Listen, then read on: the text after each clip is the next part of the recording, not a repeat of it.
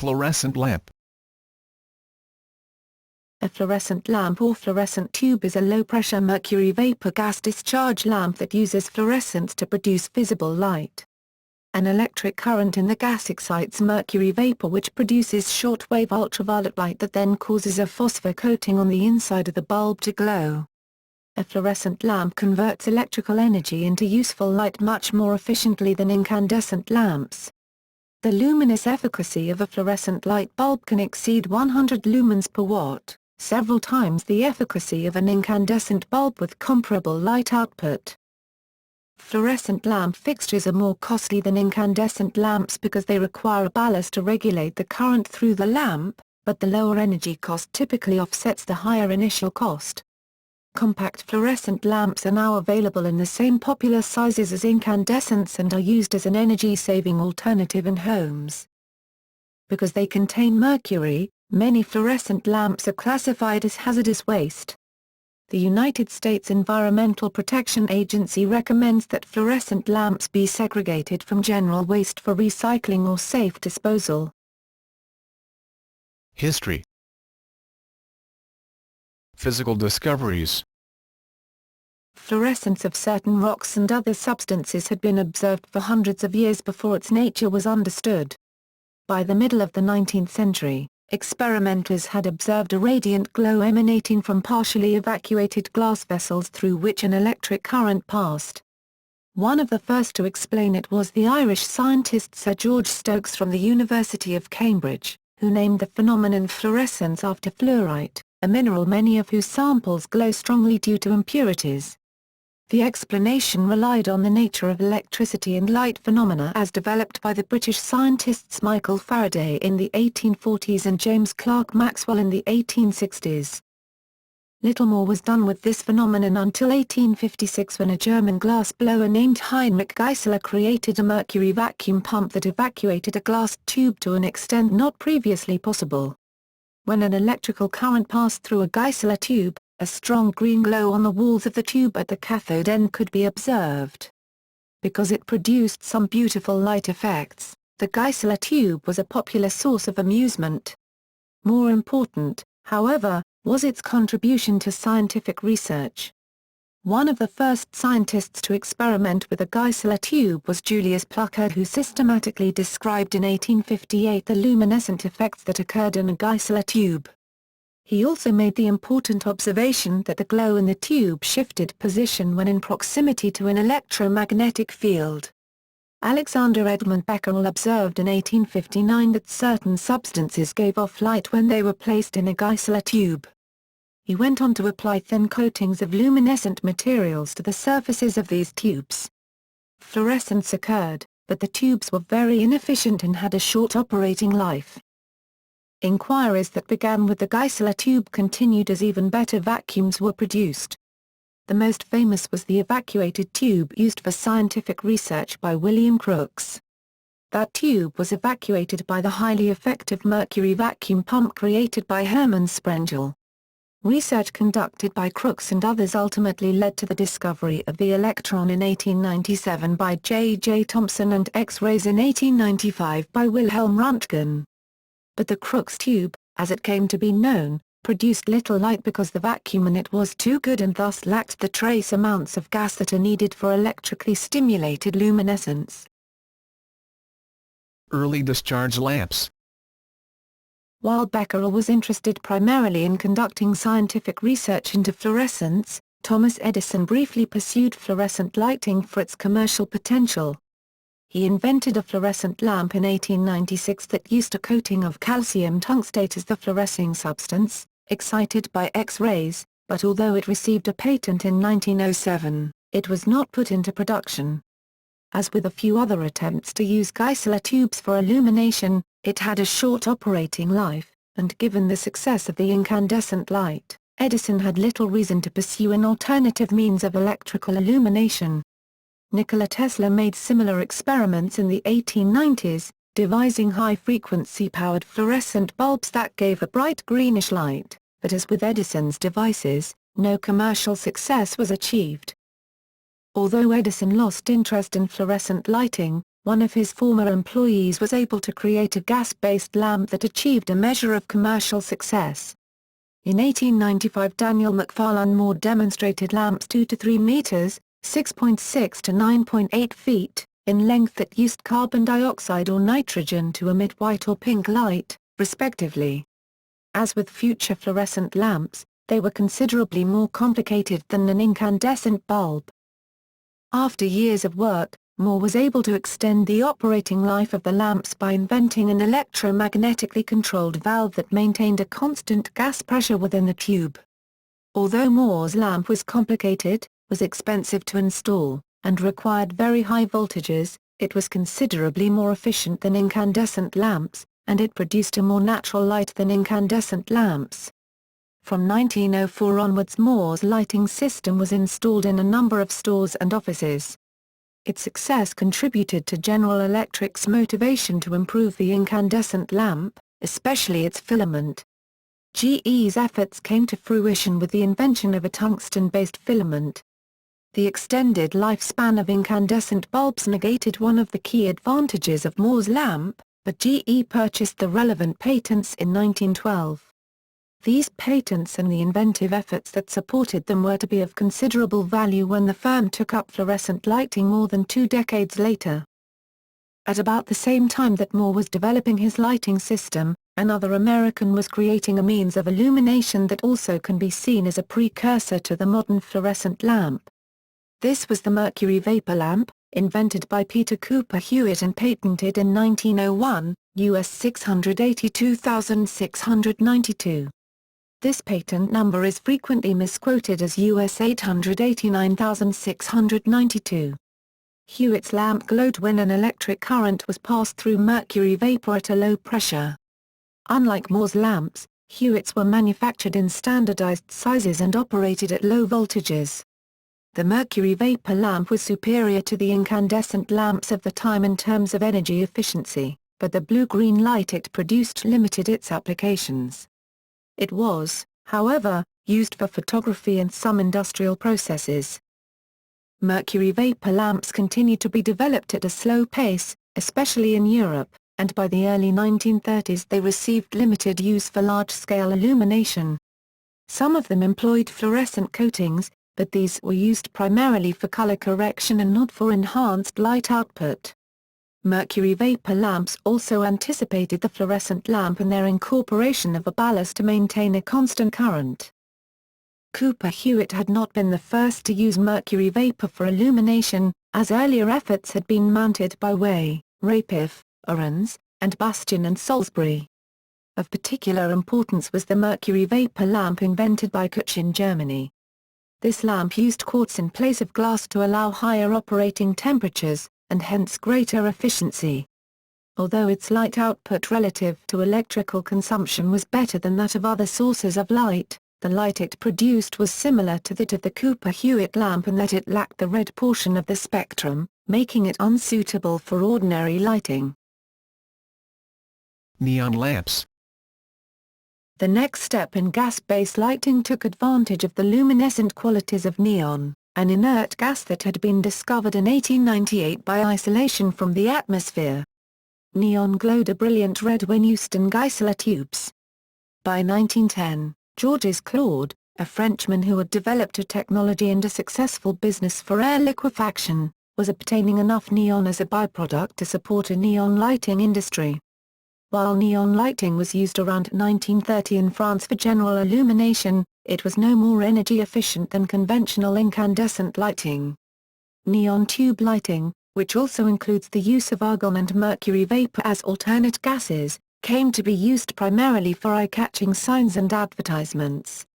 Neon lighting was relevant to the development of fluorescent lighting, however, as Claude's improved electrode, patented in 1915, overcame sputtering, a major source of electrode degradation. Sputtering occurred when ionized particles struck an electrode and tore off bits of metal. Although Claude's invention required electrodes with a lot of surface area, it showed that a major impediment to gas-based lighting could be overcome. The development of the neon light also was significant for the last key element of the fluorescent lamp, its fluorescent coating. In 1926 Jacques Rissler received a French patent for the application of fluorescent coatings to neon light tubes. The main use of these lamps, which can be considered the first commercially successful fluorescence, was for advertising, not general illumination. This, however, was not the first use of fluorescent coatings. As has been noted above, Edison used calcium tungstate for his unsuccessful lamp. Other efforts had been mounted, but all were plagued by low efficiency and various technical problems. Of particular importance was the invention in 1927 of a low-voltage metal vapor lamp by Friedrich Mayer, Hans Joachim Spanner, and Edmund Germer, who were employees of a German firm in Berlin. A German patent was granted but the lamp never went into commercial production. Commercialization of fluorescent lamps.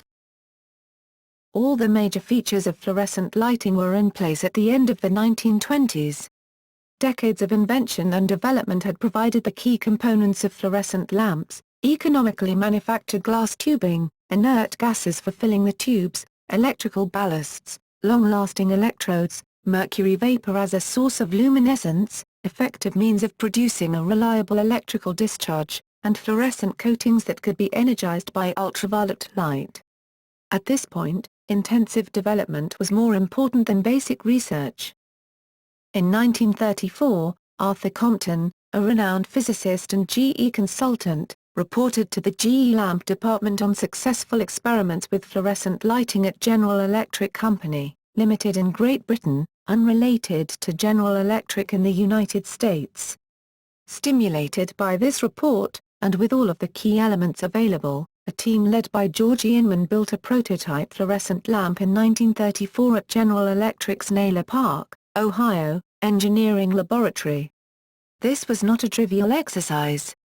As noted by Arthur A. Bright, a great deal of experimentation had to be done on lamp sizes and shapes, cathode construction, gas pressures of both argon and mercury vapor, colors of fluorescent powders, methods of attaching them to the inside of the tube, and other details of the lamp and its auxiliaries before the new device was ready for the public.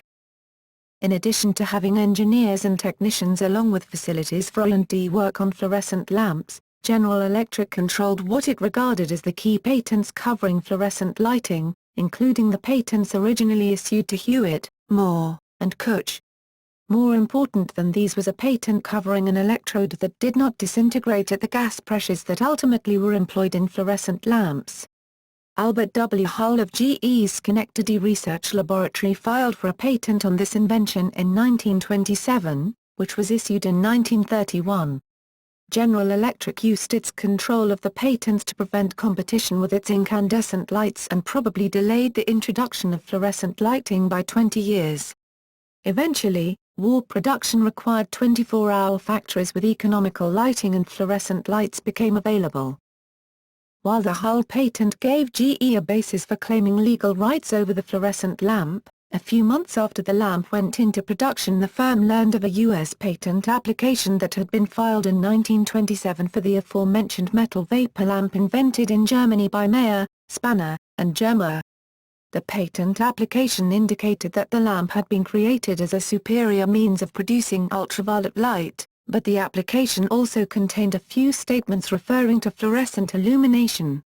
Efforts to obtain a U.S. patent had met with numerous delays, but were it to be granted, the patent might have caused serious difficulties for GE. At first, GE sought to block the issuance of a patent by claiming that priority should go to one of their employees, Leroy J. Buttolph, who according to their claim had invented a fluorescent lamp in 1919 and whose patent application was still pending. GE also had filed a patent application in 1936 in Inman's name to cover the improvements wrought by his group.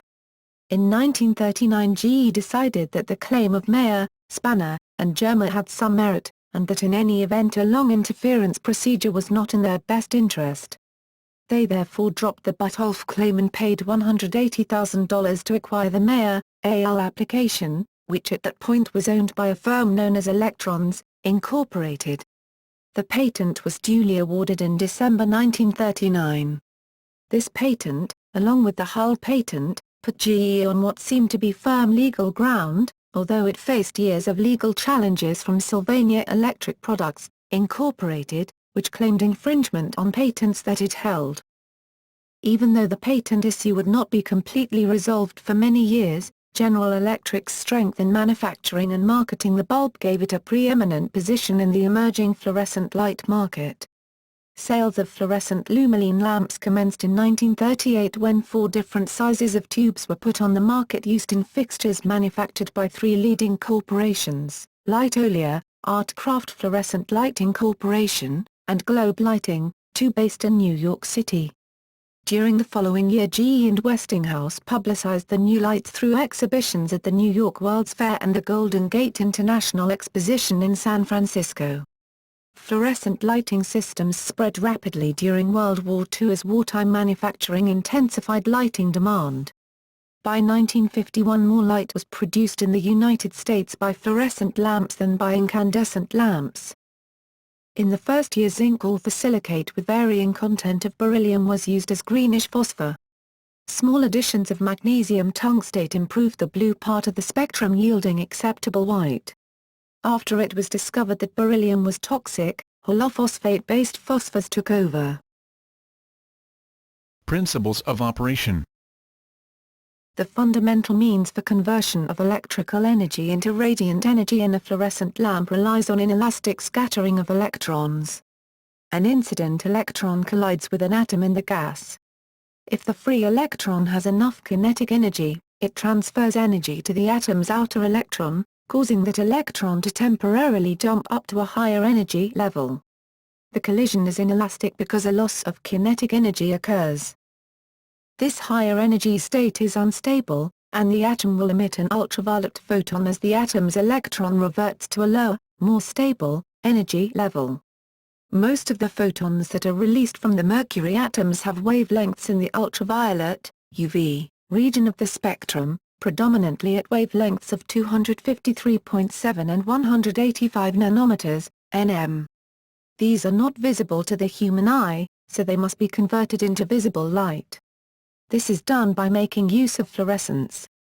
Ultraviolet photons are absorbed by electrons in the atoms of the lamp's interior fluorescent coating, causing a similar energy jump, then drop, with emission of a further photon. The photon that is emitted from this second interaction has a lower energy than the one that caused it. The chemicals that make up the phosphor are chosen so that these emitted photons are at wavelengths visible to the human eye. The difference in energy between the absorbed ultraviolet photon and the emitted visible light photon goes toward heating up the phosphor coating. When the light is turned on, the electric power heats up the cathode enough for it to emit electrons, thermionic emission. These electrons collide with an ionized noble gas atoms inside the bulb surrounding the filament to form a plasma by the process of impact ionization. As a result of avalanche ionization, the conductivity of the ionized gas rapidly rises, allowing higher currents to flow through the lamp. The fill gas helps determine the operating electrical characteristics of the lamp, but does not give off light itself. The fill gas effectively increases the distance that electrons travel through the tube, which allows an electron a greater chance of interacting with a mercury atom. Argon atoms, excited to a metastable state by impact of an electron, can impart this energy to a neutral mercury atom and ionize it, described as the penning effect. This has the benefit of lowering the breakdown and operating voltage of the lamp, compared to other possible fill gases such as krypton. Construction. A fluorescent lamp tube is filled with a gas containing low-pressure mercury vapor and argon, xenon, neon, or krypton. The pressure inside the lamp is around 0.3% of atmospheric pressure. The inner surface of the lamp is coated with a fluorescent, and often slightly phosphorescent, coating made of varying blends of metallic and rare earth phosphor salts.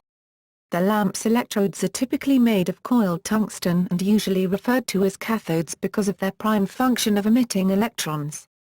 For this, they are coated with a mixture of barium, strontium and calcium oxides chosen to have a low thermionic emission temperature.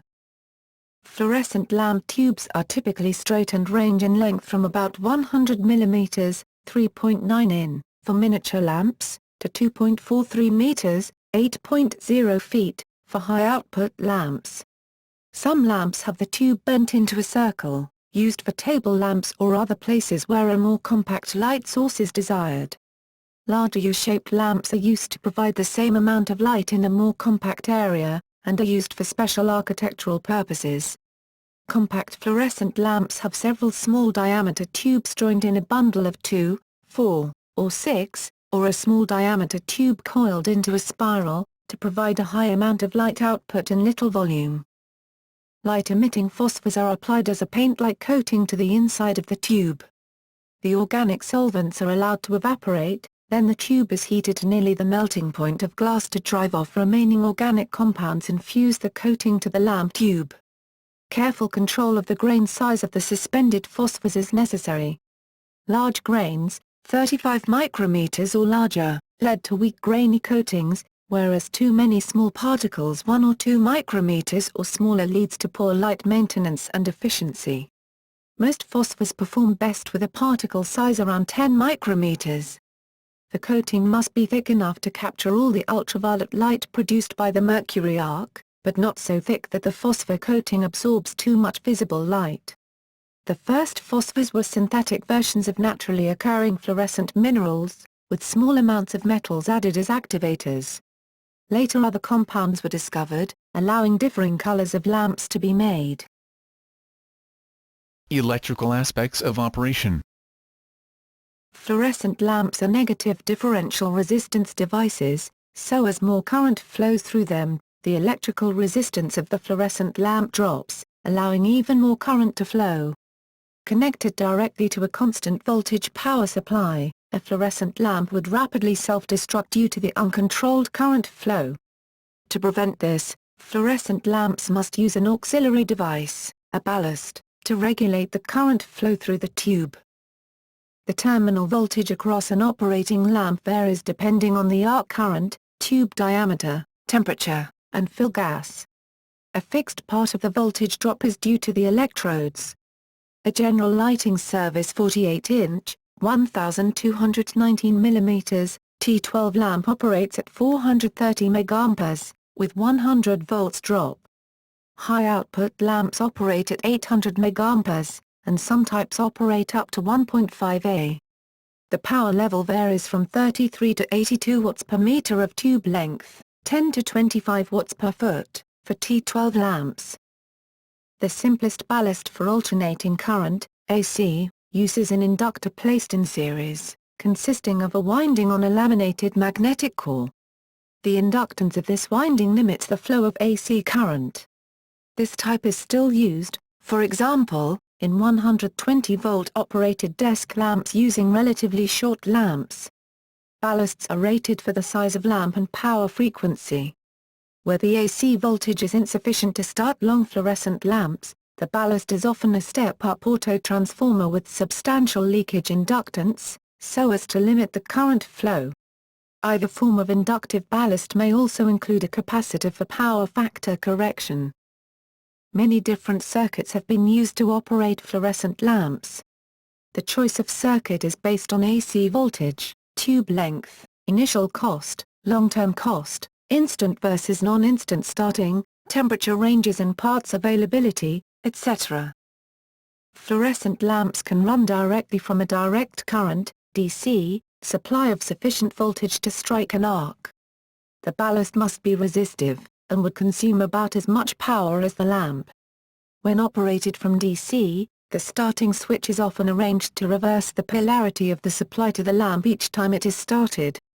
Otherwise, the mercury accumulates at one end of the tube. Fluorescent lamps are, almost, never operated directly from DC for those reasons.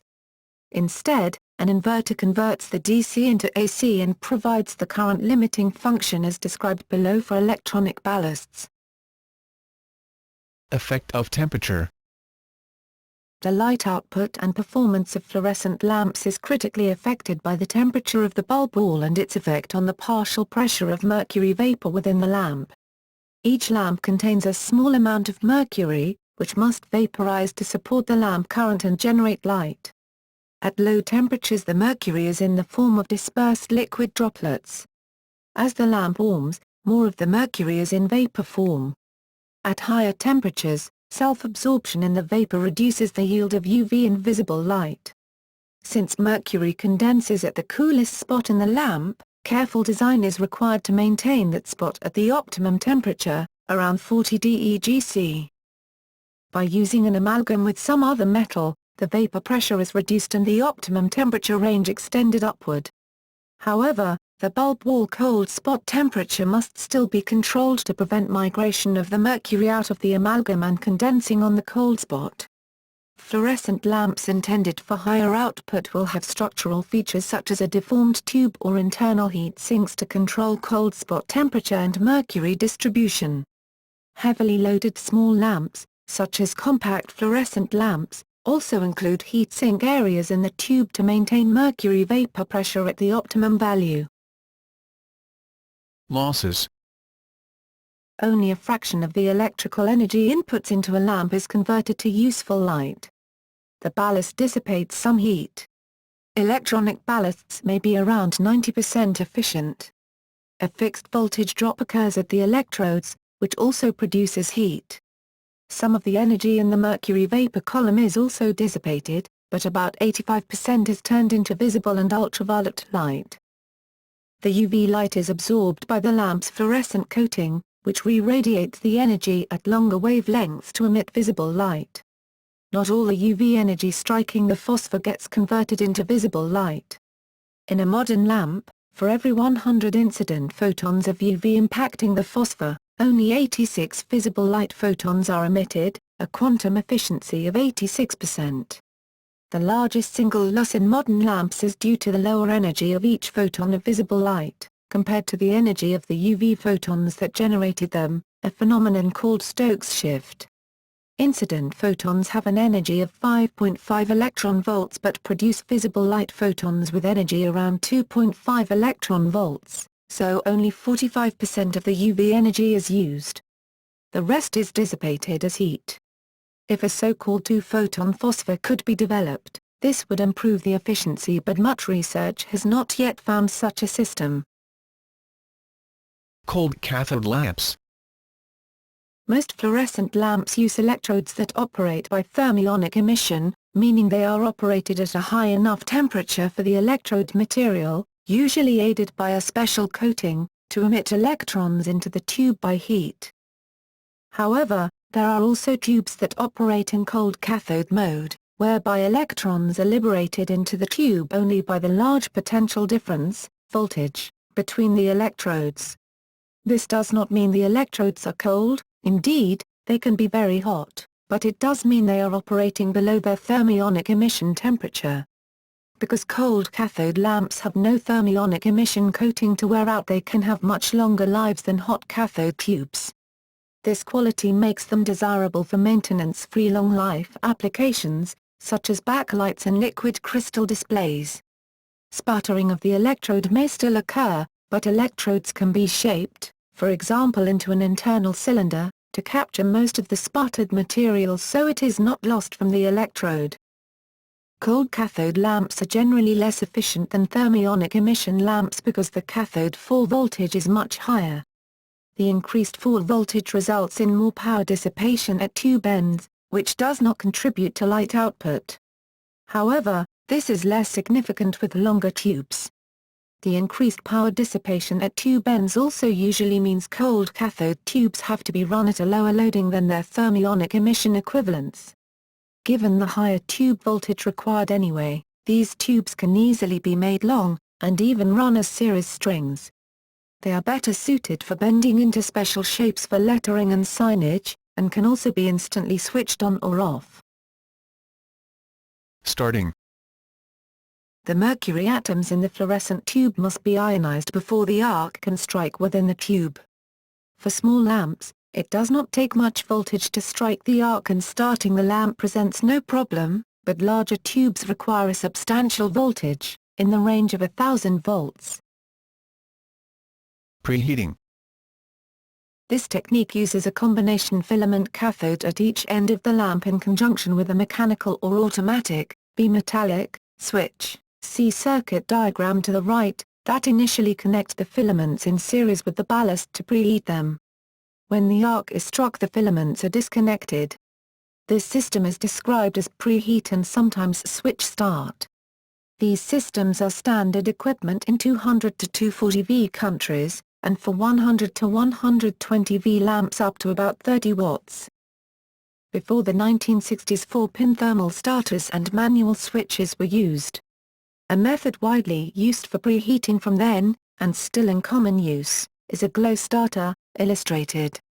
It consists of a normally open bimetallic switch in a small sealed inert gas, neon or argon, gas-discharge lamp.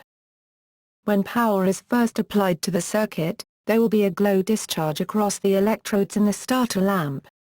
This heats the gas in the starter and causes one of the bimetallic contacts to bend towards the other.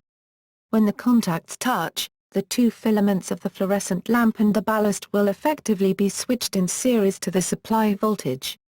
The current through the filaments causes them to heat up and emit electrons into the tube gas by thermionic emission. In the starter, the touching contacts short out the voltage sustaining the glow discharge, extinguishing it so the gas cools down and no longer heats the bimetallic switch, which opens within a second or two. The current through the filaments and the inductive ballast is abruptly interrupted, leaving the full line voltage applied between the filaments at the ends of the tube and generating an inductive kick which provides the high voltage needed to start the lamp. The lamp will fail to strike if the filaments are not hot enough, in which case the cycle repeats. Several cycles are usually needed, which causes flickering and clicking during starting. Older thermal starters behaved better in this respect. A power factor correction, PFC, capacitor draws leading current from the mains to compensate for the lagging current drawn by the lamp circuit. Once the tube strikes, the impinging main discharge keeps the cathodes hot, permitting continued electron emission without the need for the filaments to continue to be heated. The starter switch does not close again because the voltage across the lit tube is insufficient to start a glow discharge in the starter. With automated starters such as glow starters, a failing tube will cycle endlessly, flickering as the lamp quickly goes out because the emission mix is insufficient to keep the lamp current high enough to keep the glow starter open. This runs the ballast at higher temperature. Some more advanced starters time out in this situation, and do not attempt repeated starts until power is reset. Some older systems used a thermal overcurrent trip to detect repeated starting attempts and disable the circuit until manually reset. The switch contacts in glow starters are subject to wear and inevitably fail eventually, so the starter is manufactured as a plug-in replaceable unit. More recently introduced electronic starters use a different method to preheat the cathodes. They may be designed to be plug-in interchangeable with glow starters for use in standard fittings. They commonly use a purpose-designed semiconductor switch and soft-start the lamp by preheating the cathodes before applying a controlled starting pulse which strikes the lamp first time without flickering. This dislodges a minimal amount of material from the cathodes during starting, giving longer lamp life than possible with the uncontrolled impulses to which the lamp is subjected in a switch start. This is claimed to prolong lamp life by a factor of typically 3 to 4 times for a lamp frequently switched on as in domestic use, and to reduce the blackening of the ends of the lamp typical of fluorescent tubes. The circuit is typically complex, but the complexity is built into the IC. Electronic starters may be optimized for fast starting, typical start time of 0.3 seconds, or for most reliable starting even at low temperatures and with low supply voltages, with a startup time of 2 to 4 seconds. The faster start units may produce audible noise during startup. Electronic starters only attempt to start a lamp for a short time when power is initially applied, and do not repeatedly attempt to restrike a lamp that is dead and unable to sustain an arc. Some automatically shut down a failed lamp. This eliminates the restriking of a lamp and the continuous flickering of a failing lamp with a glow starter. Electronic starters are not subject to wear and do not need replacing periodically, although they may fail like any other electronic circuit. Manufacturers typically quote lives of 20 years, or as long as the light fitting. Starters are inexpensive, typically less than 50 US cents for the short-lived glow type, depending upon lamp power, and perhaps 10 times more for the electronic type as of 2013. Instant start. Another type of tube does not have filaments to start it at all. Instant start fluorescent tubes simply use a high enough voltage to break down the gas and mercury column and thereby start arc conduction. These tubes can be identified by a single pin at each end of the tube. The lamp holders have a disconnect socket at the low voltage end which disconnects the ballast when the tube is removed, to prevent electric shock. Low-cost lighting fixtures with an integrated electronic ballast use instant start on lamps designed for preheating, although it shortens lamp life. Rapid start. Newer rapid start ballast designs provide filament power windings within the ballast. These rapidly and continuously warm the filament's cathodes using low-voltage AC. No inductive voltage spike is produced for starting, so the lamps must be mounted near a grounded, earthed, reflector to allow the glow discharge to propagate through the tube and initiate the arc discharge. In some lamps a grounded starting aid strip is attached to the outside of the lamp glass. Quick start. Quick start ballasts use a small auto-transformer to heat the filaments when power is first applied. When an arc strikes, the filament heating power is reduced and the tube will start within half a second. The auto-transformer is either combined with the ballast or may be a separate unit. Tubes need to be mounted near an earthed metal reflector in order for them to strike. Quick start ballasts are more common in commercial installations because of lower maintenance costs. A quick start ballast eliminates the need for a starter switch, a common source of lamp failures. Nonetheless, quick start ballasts are also used in domestic, residential, installations because of the desirable feature that a quick start ballast light turns on nearly immediately after power is applied, when a switch is turned on. Quick start ballasts are used only on 240V circuits and are designed for use with the older, less efficient T12 tubes. Semi-resonant start. The semi-resonant start circuit was invented by Thorn Lighting for use with T12 fluorescent tubes. This method uses a double-wound transformer and a capacitor. With no arc current, the transformer and capacitor resonate at line frequency and generate about twice the supply voltage across the tube, and a small electrode heating current. This tube voltage is too low to strike the arc with cold electrodes, but as the electrodes heat up to thermionic emission temperature, the tube striking voltage falls below that of the ringing voltage, and the arc strikes. As the electrodes heat, the lamp slowly, over 3 to 5 seconds, reaches full brightness. As the arc current increases and tube voltage drops, the circuit provides current limiting. Semi-resonant start circuits are mainly restricted to use in commercial installations because of the higher initial cost of circuit components. However, there are no starter switches to be replaced and cathode damage is reduced during starting, making lamps last longer, reducing maintenance costs.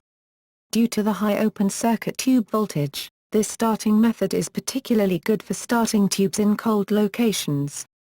Additionally, the circuit power factor is almost 1.0, and no additional power factor correction is needed in the lighting installation. As the design requires that twice the supply voltage must be lower than the cold cathode striking voltage, or the tubes would erroneously instant start, this design can only be used with 1.5 meter and longer tubes on 240-volt AC. Semi-resonant start fixtures are generally incompatible with energy-saving T8 retrofit tubes, because such tubes have a higher starting voltage than T12 lamps and may not start reliably, especially in low temperatures. Recent proposals in some countries to phase out T12 tubes will reduce the application of this starting method. Programmed start.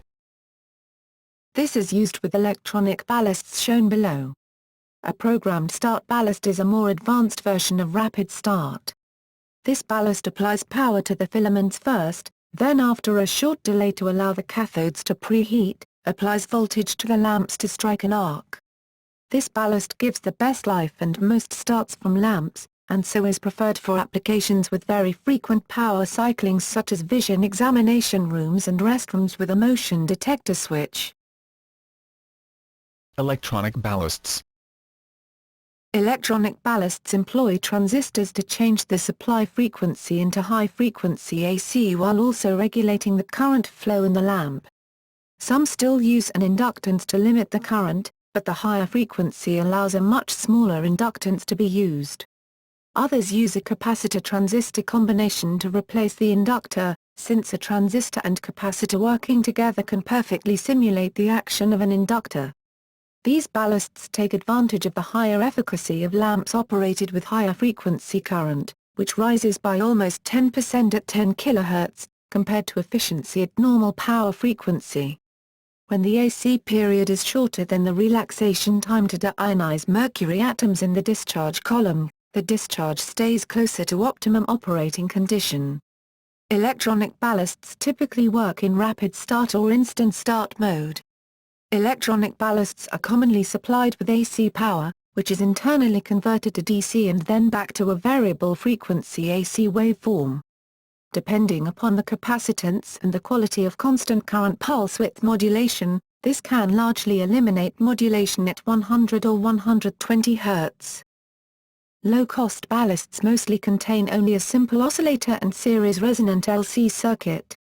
When turned on, the oscillator starts, and resonant current causes on the LC circuit. And this resonant current directly drive the switching transistor through the ring core transformer. This principle is called the current resonant inverter circuit. After a short time the voltage across the lamp reaches about 1 kV and the lamp ignites. The process is too fast to preheat the cathodes, so the lamp instant starts in cold cathode mode. The cathode filaments are still used for protection of the ballast from overheating if the lamp does not ignite. A few manufacturers use positive temperature coefficient (PTC) thermistors to disable instant starting and give some time to preheat the filaments. More complex electronic ballasts use programmed start. The output frequency is started above the resonance frequency of the output circuit of the ballast. And after the filaments are heated, the frequency is rapidly decreased. If the frequency approaches the resonant frequency of the ballast, the output voltage will increase so much that the lamp will ignite. If the lamp does not ignite, an electronic circuit stops the operation of the ballast. Many electronic ballasts are controlled by a microcontroller or similar, and these are sometimes called digital ballasts. Digital ballasts can apply quite complex logic to lamp starting and operation. This enables functions such as testing for broken electrodes and missing tubes before attempting to start, auto-detect tube replacement, and auto-detection of tube type, such that a single ballast can be used with several different tubes, even those that operate at different arc currents, etc. Once such fine-grained control over the starting and arc current is achievable, features such as dimming, and having the ballast maintain a constant light level against changing sunlight contribution are all easily included in the embedded microcontroller software, and can be found in various manufacturers' products. Since introduction in the 1990s, high-frequency ballasts have been used in general lighting fixtures with either rapid start or preheat lamps. These ballasts convert the incoming power to an output frequency in excess of 20 kHz. This increases lamp efficiency. These are used in several applications, including new generation tanning lamp systems, whereby a 100-watt lamp, for example, F71T12BP, can be lit using 90 watts of actual power while obtaining the same luminous flux, measured in lumens, as magnetic ballasts. These ballasts operate with voltages that can be almost 600 volts, requiring some consideration in housing design, and can cause a minor limitation in the length of the wire leads from the ballast to the lamp ends. End of life. The end-of-life failure mode for fluorescent lamps varies depending on how they are used and their control gear type. Often the light will turn pink, see loss of mercury, with black burns on the ends of the lamp due to sputtering of emission mix, see below. The lamp may also flicker at a noticeable rate, see flicker problems. More information about normal failure modes are as follows. Emission mix.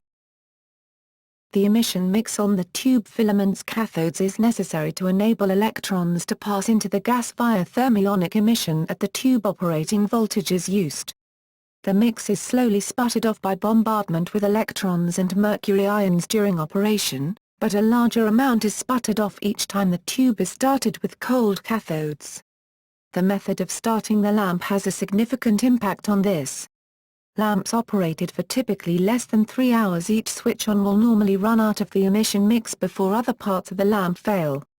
The sputtered emission mix forms the dark marks at the tube ends seen in old tubes. When all the emission mix is gone, the cathode cannot pass sufficient electrons into the gas fill to maintain the discharge at the design tube operating voltage. Ideally, the control gear should shut down the tube when this happens. However, some control gear will provide sufficient increased voltage to continue operating the tube in cold cathode mode, which will cause overheating of the tube end and rapid disintegration of the electrodes. Filament goes open circuit, and filament support wires until they are completely gone or the glass cracks, wrecking the low-pressure gas fill and stopping the gas discharge. Ballast electronics. This may occur in compact fluorescent lamps with integral electrical ballasts or in linear lamps. Ballast electronics failure is a somewhat random process that follows the standard failure profile for any electronic device. There is an initial small peak of early failures, followed by a drop and steady increase over lamp life. Life of electronics is heavily dependent on operating temperature, it typically halves for each 10 degc temperature rise. The quoted average life of a lamp is usually at 25 degc ambient, this may vary by country. The average life of the electronics at this temperature is normally greater than this, so at this temperature, not many lamps will fail due to failure of the electronics. In some fittings, the ambient temperature could be well above this, in which case failure of the electronics may become the predominant failure mechanism. Similarly, running a compact fluorescent lamp base up will result in hotter electronics, which can cause shorter average life, particularly with higher power-rated ones. Electronic ballasts should be designed to shut down the tube when the emission mix runs out as described above. In the case of integral electronic ballasts, since they never have to work again, this is sometimes done by having them deliberately burn out some component to permanently cease operation. In most CFLs the filaments are connected in series, with a small capacitor between them. The discharge, once lit, is in parallel to the capacitor and presents a lower resistance path, effectively shorting the capacitor out. Phosphor. The phosphor drops off in efficiency during use. By around 25,000 operating hours, it will typically be half the brightness of a new lamp, although some manufacturers claim much longer half-lives for their lamps. Lamps that do not suffer failures of the emission mix or integral ballast electronics will eventually develop this failure mode. They still work, but have become dim and inefficient. The process is slow, and often becomes obvious only when a new lamp is operating next to an old one. Loss of mercury. As in all mercury-based gas-filled tubes, mercury is slowly absorbed into glass, phosphor, and tube electrodes throughout the lamp life, where it can no longer function. Newer lamps now have just enough mercury to last the expected life of the lamp. Loss of mercury will take over from failure of the phosphor in some lamps. The failure symptoms are similar, except loss of mercury initially causes an extended run-up time to full light output, and finally causes the lamp to glow a dim pink when the mercury runs out and the argon-based gas takes over as the primary discharge. Subjecting the tube to asymmetric waveforms, where the total current flow through the tube does not cancel out and the tube effectively operates under a DC bias, causes asymmetric distribution of mercury ions along the tube due to cataphoresis. The localized depletion of mercury vapor pressure manifests as pink luminescence of the base gas in the vicinity of one of the electrodes, and the operating lifetime of the lamp may be dramatically shortened. This can be an issue with some poorly designed inverters. Burn filaments. The filaments can burn at the end of the lamp's lifetime, opening the circuit and losing the capability to heat up. Both filaments lose function as they are connected in series. With just a simple switch start circuit, a broken filament will render the lamp completely useless. Filaments rarely burn or fail open circuit unless the filament becomes depleted of emitter and the control gear is able to supply high enough voltage across the tube to operate it in cold cathode mode. Some digital electronic ballasts are capable of detecting broken filaments and can still strike an arc with one or both filaments broken providing there is still sufficient emitter. A broken filament in a lamp attached to a magnetic ballast often causes both lamps to burn out or flicker. Phosphors and the spectrum of emitted light. The spectrum of light emitted from a fluorescent lamp is the combination of light directly emitted by the mercury vapor, and light emitted by the phosphorescent coating. The spectral lines from the mercury emission and the phosphorescence effect give a combined spectral distribution of light that is different from those produced by incandescent sources. The relative intensity of light emitted in each narrow band of wavelengths over the visible spectrum is in different proportions compared to that of an incandescent source. Colored objects are perceived differently under light sources with differing spectral distributions. For example, some people find the color rendition produced by some fluorescent lamps to be harsh and displeasing. A healthy person can sometimes appear to have an unhealthy skin tone under fluorescent lighting. The extent to which this phenomenon occurs is related to the light's spectral composition, and may be gauged by its color rendering index, CRI. Color temperature. Correlated color temperature, CCT, is a measure of the shade of whiteness of a light source, again by comparison with a blackbody. Typical incandescent lighting is 2700 K, which is yellowish-white. Halogen lighting is 3000 K. Fluorescent lamps are manufactured to a chosen CCT by altering the mixture of phosphors inside the tube. Warm white fluorescents have CCT of 2700 K and are popular for residential lighting.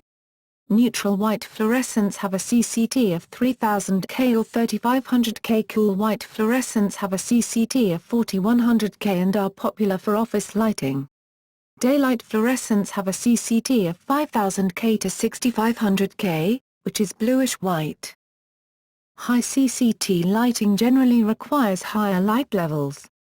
At dimmer illumination levels, the human eye perceives lower color temperatures as more pleasant, as related through the Kruithof curve. So, a dim 2700 K incandescent lamp appears comfortable and a bright 5000 K lamp also appears natural, but a dim 5000 K fluorescent lamp appears too pale. Daylight-type fluorescents look natural only if they are very bright. Color rendering index. Color rendering index, CRI, is a measure of how well colors can be perceived using light from a source, relative to light from a reference source such as daylight or a blackbody of the same color temperature. By definition, an incandescent lamp has a CRI of 100. Real-life fluorescent tubes achieve CRIs of anywhere from 50 to 99. Fluorescent lamps with low CRI have phosphors that emit too little red light. Skin appears less pink, and hence unhealthy compared with incandescent lighting. Colored objects appear muted. For example, a low CRI 6800 K halophosphate tube, an extreme example, will make reds appear dull red or even brown.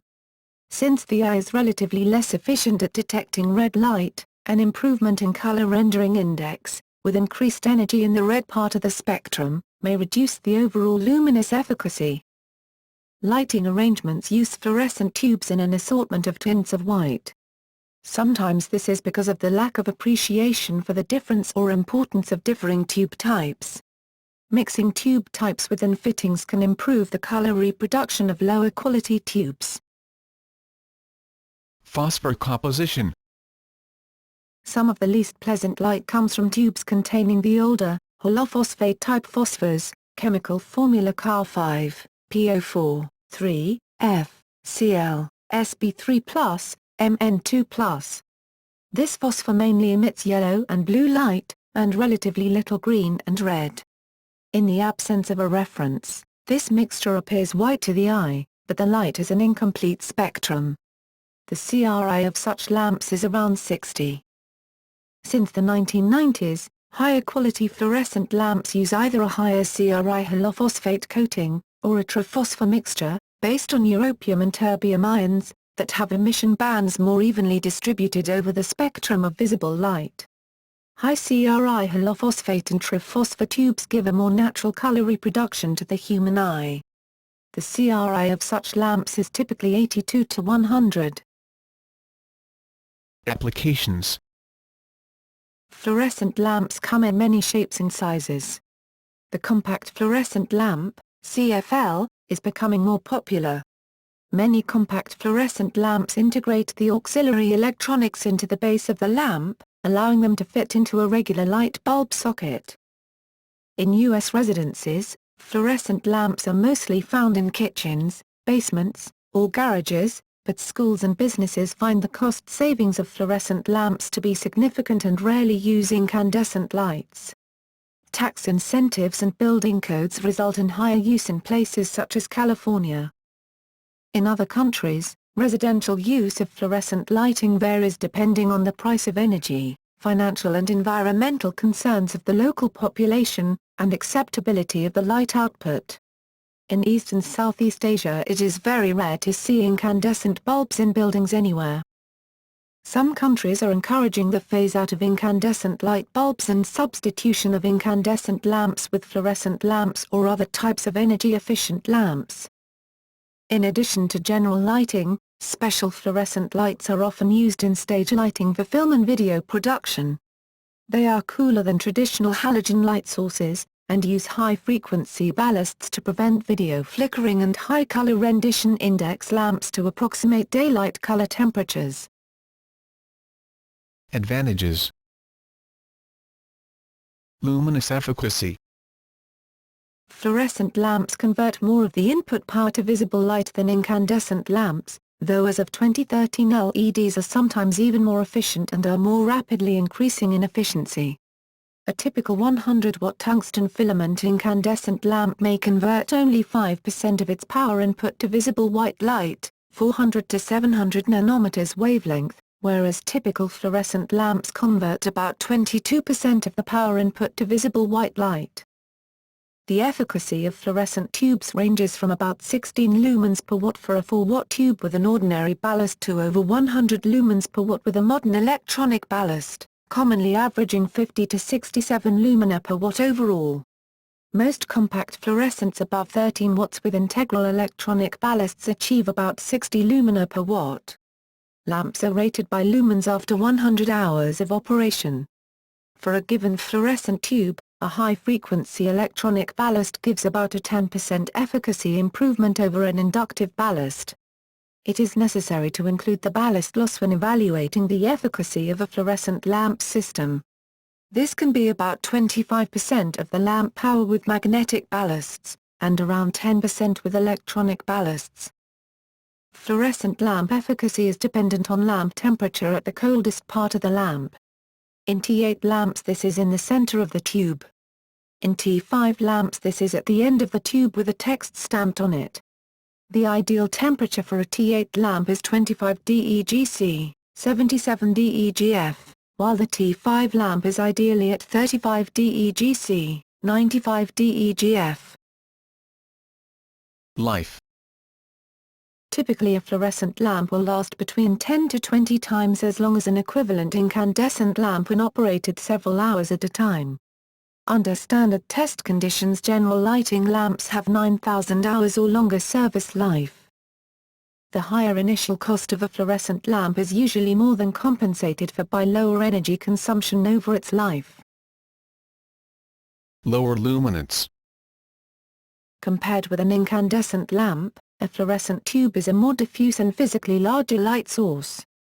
In suitably designed lamps, light can be more evenly distributed without point source of glare such as seen from an undiffused incandescent filament. The lamp is large compared to the typical distance between lamp and illuminated surfaces.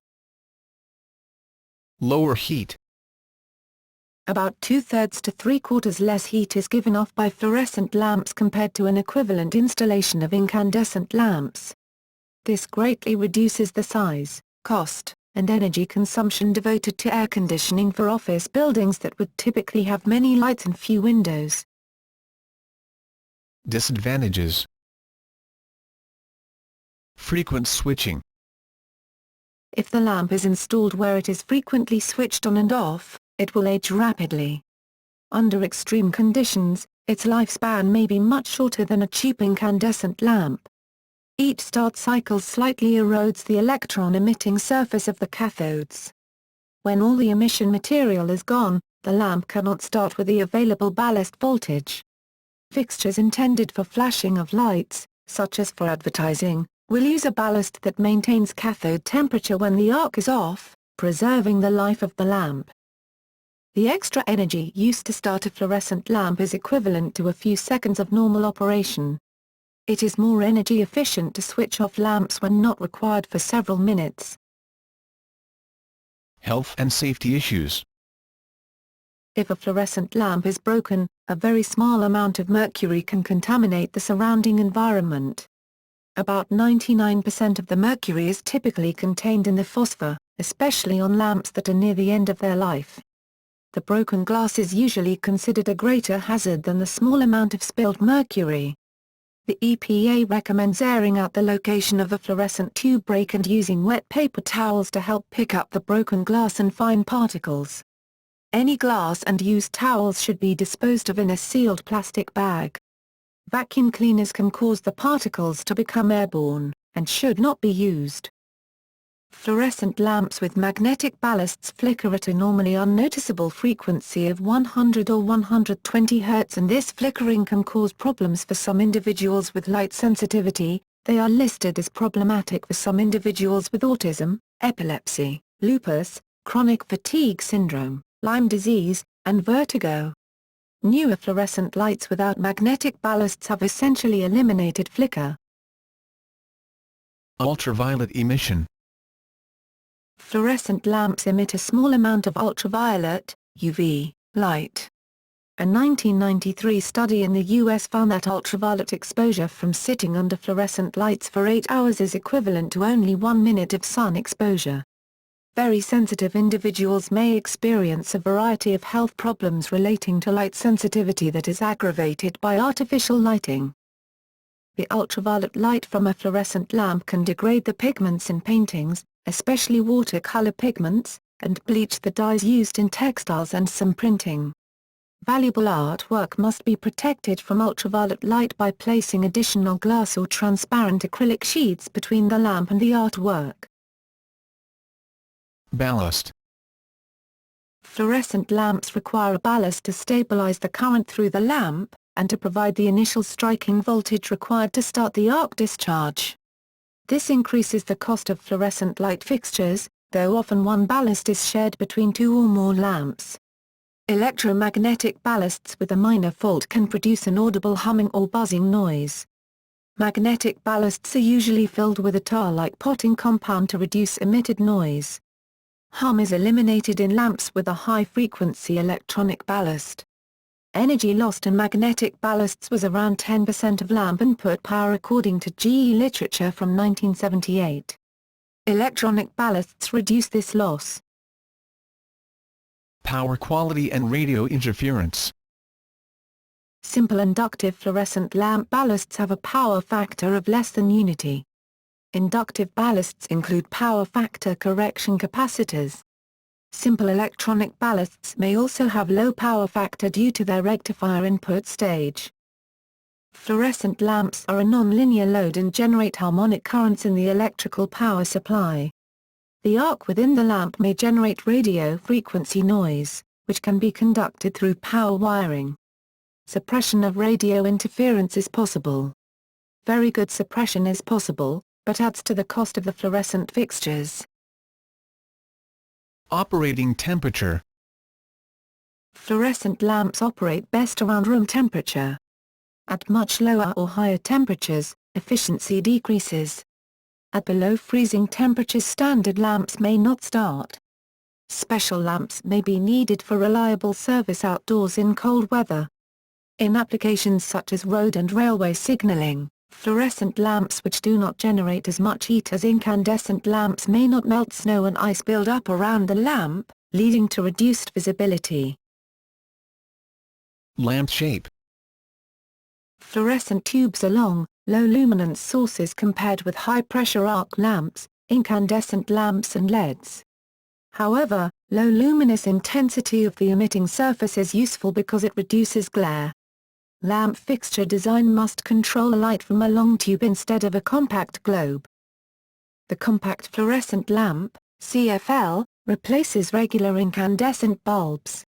However, some CFLs will not fit some lamps, because the harp, heavy wire shade support bracket, is shaped for the narrow neck of an incandescent lamp, while CFLs tend to have a wide housing for their electronic ballast close to the lamp's base.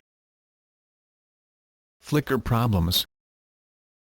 Fluorescent lamps using a magnetic power line frequency ballast do not give out a steady light. Instead, they flicker at twice the supply frequency. This results in fluctuations not only with light output but color temperature as well, which may pose problems for photography and people who are sensitive to the flicker. Even among persons not sensitive to light flicker, a stroboscopic effect can be noticed, where something spinning at just the right speed may appear stationary if illuminated solely by a single fluorescent lamp. This effect is eliminated by paired lamps operating on a lead-lag ballast. Unlike a true strobe lamp, the light level drops in appreciable time and so substantial blurring of the moving part would be evident. In some circumstances, fluorescent lamps operated at the power supply frequency, 50 or 60 Hz, can also produce flicker at the same frequency itself, which is noticeable by more people. This can happen in the last few hours of tube life when the cathode emission coating at one end is almost run out, and that cathode starts having difficulty emitting enough electrons into the gas fill, resulting in slight rectification and hence uneven light outputs in positive and negative going AC cycles. Power frequency flicker can also sometimes be emitted from the very ends of the tubes, if each tube electrode produces a slightly different light output pattern on each half-cycle. Flicker at power frequency is more noticeable in the peripheral vision than it is when viewed directly, as is all flicker, since the peripheral vision is faster, has a higher critical frequency, than the central vision. Near the end of life, fluorescent lamps can start flickering at a frequency lower than the power frequency.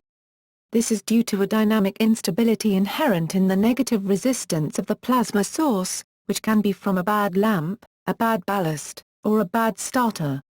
Or occasionally from a poor connection to power. New fluorescent lamps may show a twisting spiral pattern of light in a part of the lamp. This effect is due to loose cathode material and usually disappears after a few hours of operation. Electromagnetic ballasts may also cause problems for video recording as there can be a beat effect between the periodic reading of a camera sensor and the fluctuations in intensity of the fluorescent lamp. Fluorescent lamps using high-frequency electronic ballasts do not produce visible light flicker, since above about 5 kHz, the excited electron state half-life is longer than a half-cycle, and light production becomes continuous. Operating frequencies of electronic ballasts are selected to avoid interference with infrared remote controls. Poor quality, or failing, electronic ballasts may have insufficient reservoir capacitance or have poor regulation, thereby producing considerable 100–120 Hz modulation of the light. Dimming. Fluorescent light fixtures cannot be connected to dimmer switches intended for incandescent lamps. Two effects are responsible for this: the waveform of the voltage emitted by a standard phase-control dimmer interacts badly with many ballasts, and it becomes difficult to sustain an arc in the fluorescent tube at low power levels. Dimming installations require a compatible dimming ballast. These systems keep the cathodes of the fluorescent tube fully heated even as the arc current is reduced, promoting easy thermionic emission of electrons into the arc stream. CFLs are available that work in conjunction with a suitable dimmer. Disposal and recycling.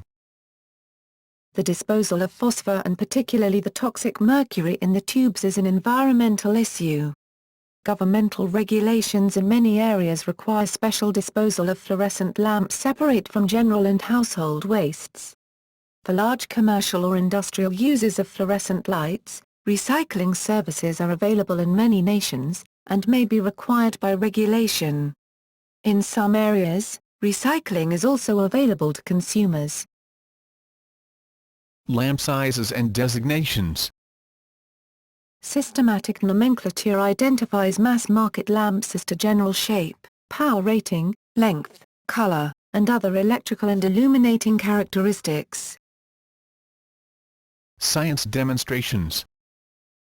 Fluorescent lamps can be illuminated by means other than a proper electrical connection. These other methods, however, result in very dim or very short-lived illumination, and so are seen mostly in science demonstrations. Static electricity or a van der Graaf generator will cause a lamp to flash momentarily as it discharges a high-voltage capacitance. A Tesla coil will pass high-frequency current through the tube, and since it has a high voltage as well, the gases within the tube will ionize and emit light. Capacitive coupling with high-voltage power lines can light a lamp continuously at low intensity, depending on the intensity of the electrostatic field.